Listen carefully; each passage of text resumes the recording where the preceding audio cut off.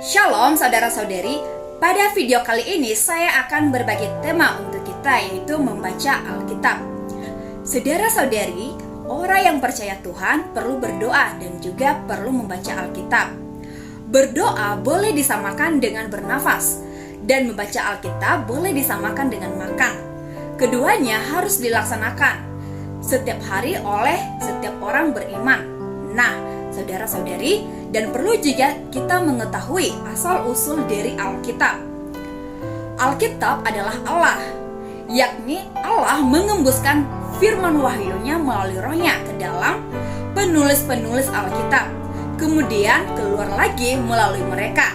Yang ditembuskan keluar itu tidak saja firman, tetapi juga roh, atau 2 Timotius pasal 3 ayat 16. Alkitab merupakan firman Allah yang ditembuskan keluar dari orang-orang melalui rohnya, yakni orang-orang didorong oleh Roh Kudus dari Allah mengucapkan firman Allah. Karena itu Alkitab berasal dari Allah, yang ditulis oleh beberapa orang saleh perjanjian lama seperti para nabi, para pemimpin, dan raja-raja di tengah-tengah Bani Israel. Sedangkan perjanjian baru antara lain para rasul Markus dan Lukas. Kedua, isi Alkitab. Isi Alkitab sangat luas dan meliputi segala yang terutama. Ada 2 butir, yaitu kebenaran dan hayat. Kebenaran membuat kita mendapat wahyu mengenal semua realitas dalam alam semesta, seperti realitas Allah, realitas manusia, realitas alam semesta, dan realitas segala perkara pada zaman masa kini dan masa yang akan datang. Sementara hayat adalah Allah datang menjadi hayat kita, supaya kita bisa dilahirkan kembali, bertumbuh, diubah, dan diserupakan dengan gambar Kristus yang mengekspresikan Allah, agar kita juga bisa menjadi ekspresi Allah. Karena firman ialah Allah itu sendiri, atau Yohanes pasal 17 ayat 17.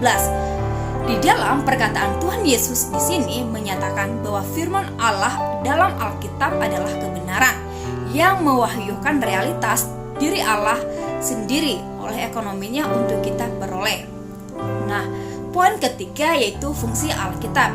Kitab-kitab suci Alkitab itu memberi kesaksian tentang Kristus, Yesus Tuhan kita, atau Yohanes pasal 5 ayat 39. Fungsi pertama dari Alkitab ialah memberi kesaksian tentang Kristus, dan Kristus adalah subjek dari isi Alkitab, dan Alkitab adalah keterangan dan penyataan Kristus, dan Kristus adalah firman Allah yang hidup.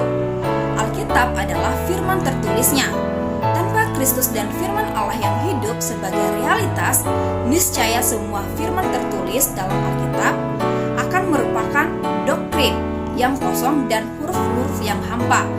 Namun tanpa Alkitab yang tertulis menjadi abstrak dan sukar dijamah. Karena itu, kalau kita ingin mengenal Kristus, kita harus membaca Alkitab dengan firman Tuhan itu sendiri yang hidup, supaya kita lebih mengenal Allah yang kita sembah dan yang kita percaya itu, yaitu Tuhan Yesus Kristus, Allah kita dan Tuhan kita satu-satunya. Atau Matius pasal 4 ayat 4 mengatakan, manusia hidup bukan dari roti saja, tetapi dari setiap firman yang keluar dari mulut Allah.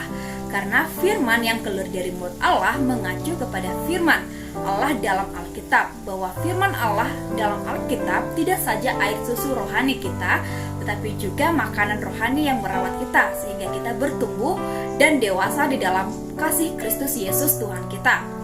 Saudara-saudari, syukur bagi Tuhan apabila kita mencintai firman Tuhan dan menikmati firman-Nya setiap hari dengan datang kepadanya, berdoa dan bersyukur kepada Tuhan kita, agar kita semakin mengenal kebenaran Injil dan kebenaran dari firman Tuhan yang hidup itu, supaya kita semakin berkenan kepada Tuhan kita. Sekian dan terima kasih. Tuhan Yesus memberkati. Haleluya. Amin.